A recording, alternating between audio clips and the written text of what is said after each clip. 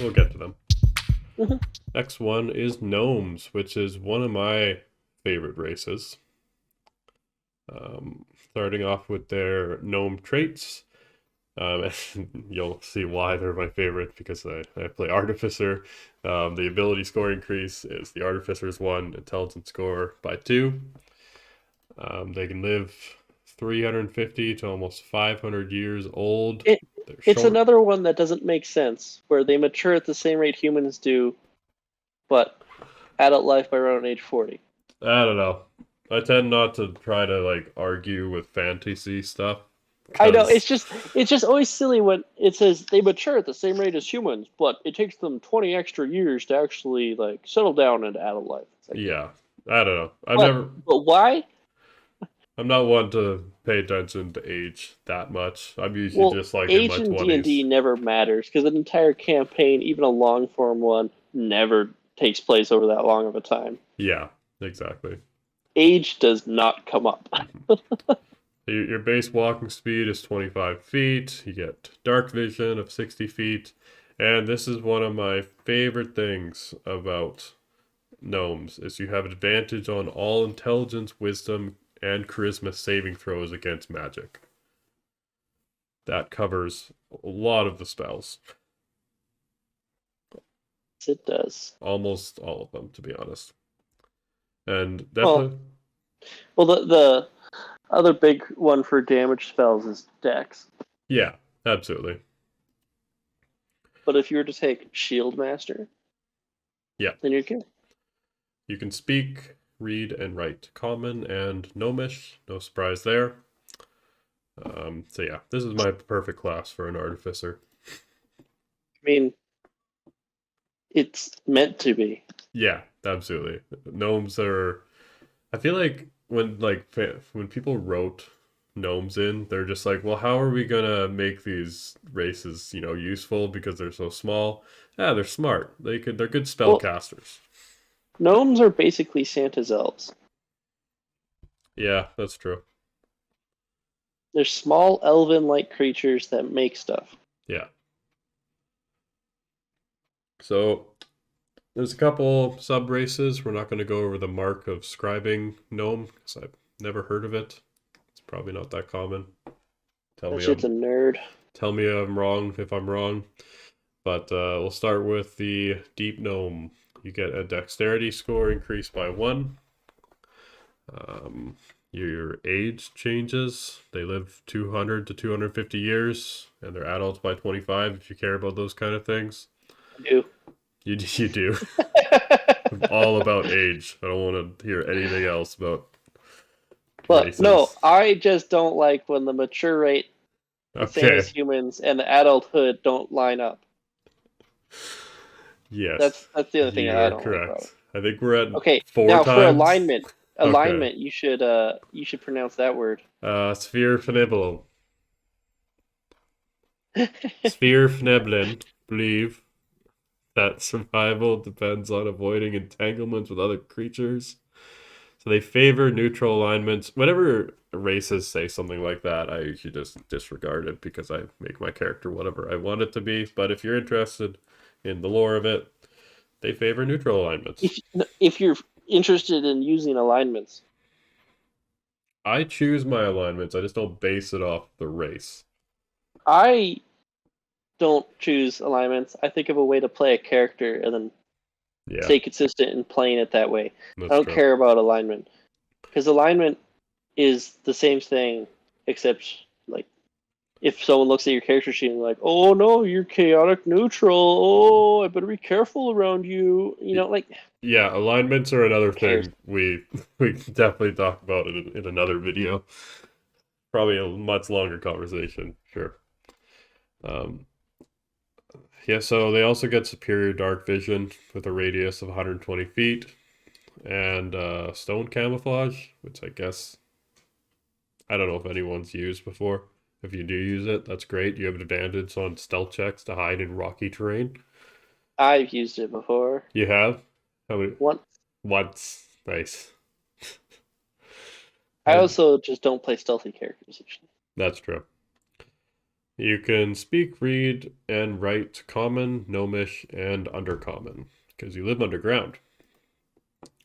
The Sphere Neblin. The dialect is more guttural than Surface Gnomish.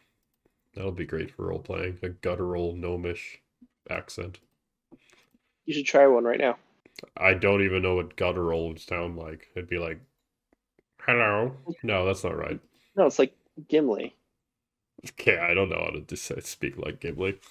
It's like really with your voice and like deep down and with your gut, not I with your chest. okay, I understand where the name comes from now.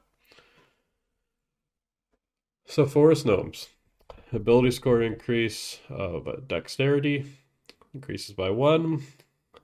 Makes You sense? you know the minor illusion cantrip, and intelligence is your spellcasting ability for it, which minor illusion is probably one of the most useful cantrips you can take if you can think of creative ways to use it. Yeah, I love minor illusion. It's hmm useful. And through sounds and gestures that the DM will insist you roleplay, you can communicate simple ideas with small or smaller beasts, which is helpful, to be honest. Yeah, it's one of those things that if you play one of these, you gotta remember that you have it though. It's a really easy skill to forget that you have. Yeah, and it is a little bit limiting.